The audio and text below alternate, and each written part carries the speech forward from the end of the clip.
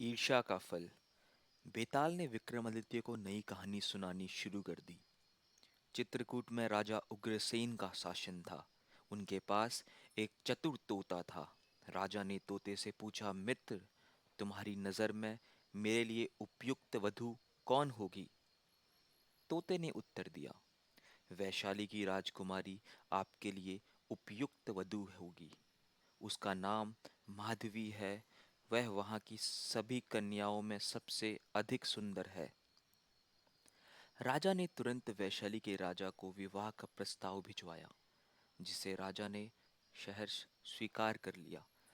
धूमधाम से दोनों का विवाह हुआ और वे सुखपूर्वक रहने लगे। राजकुमारी माधवी के पास भी मैना थी।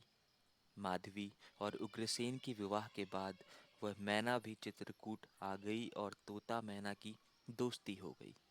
एक दिन मैना ने तोते को एक अजीब औरत की कहानी सुनाई। किसी समय की बात है, एक धनी व्यापारी था। उसकी चंचला नामक एक पुत्री थी। चंचला सुंदर तथा बुद्धिमान होने के साथ साथ अपने नाम के अनुरूप चंचल मन की थी। उसके पिता ने उसके स्वभाव को बदलने की बहुत कोशिश की, पर असफल रहे। उन्होंने एक सुंदर वर ढूंढकर उसका विवाह कर दिया। वह पिता का घर छोड़कर पति के घर आ गई। चंचला का पति एक व्यापारी था। व्यापार के सिलसिले में वह अधिकतर बाहर ही रहा करता था। एक दिन चंचला का हाल जानने की इच्छा से उसके पिता ने एक दूत चंचला के घर भेजा। जब वह दूत आया तब चंचला का पति घर में नहीं था। चंचला ने दूत का स्वागत सत्कार किया, उसे भोजन कराया। वह दूत छैल छबीला बांका युवक था। दोनों एक दूसरे को पसंद आ गए और उनमें प्रेम संबंध स्थापित हो गया। समय बीतने के साथ प्रेम भी गहरा होता गया और जिसके परिणाम स्वरूप दूत को चंचला के पति से ईर्ष्या होने लगी। चंचला मन ही मन भयभीत रहने लगी कि कहीं इस सब का पता उसके पति को न चल जाए। उसने एक योजना बनाई। चंचला ने शरबत में जहर मिलाकर अपने प्रेमी को पिला दिया।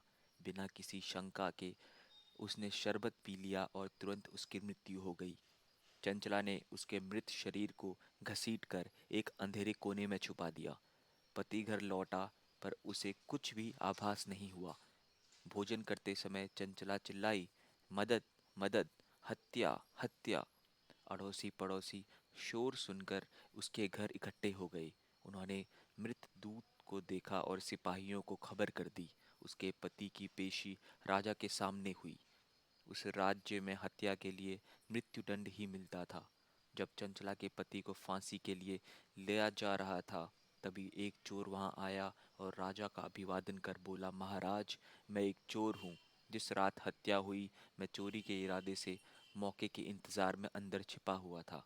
मैंने देखा कि किसी व्यक्ति की पत्नी ने शरबत में जहर मिलाकर इसे पिलाया, जिससे इसकी तुरंत मृत्यु हो गई। कृपया आप इस निर्दोष व्यक्ति को छोड़ दें। राजा ने निर्दोष पति को छोड़कर चंचला को मृत्युदंड दे दिया। बेताल ने पल भर रुककर राजा से पूछा, राजन, आपके विचार में इस दुर्भाग्य का दायित्व किस पर है? अब इससे पहले कि राजा विक्रमादित्य इसका उत्तर दें, अगर आपको इसका उत्तर पता है तो कमेंट बॉक्स में ज़रूर करें। विक्रमादित्य ने उत्तर दिया, चंचला के पिता ही इस दुर्भाग्य के जिम्मेदार हैं। यदि उन्होंने चंचला के पति को चंचला की आदतों के बारे में बताया होता तो वह सावधान रहता और अपनी पत्नी को ऐसे अकेले ना छोड़ता। राजा के सत्य वचन सुनकर बेताल मुस्कुराया। उसने कहा, अच्छा, मैं फिर चला।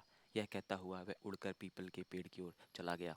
उम्मीद करता हूँ ये वीडियो आपको पसंद आई होगी। वीडियो को लाइक और चैनल को सब्सक्राइब करें। मिलते हैं अगली वीडियो में। Thank you.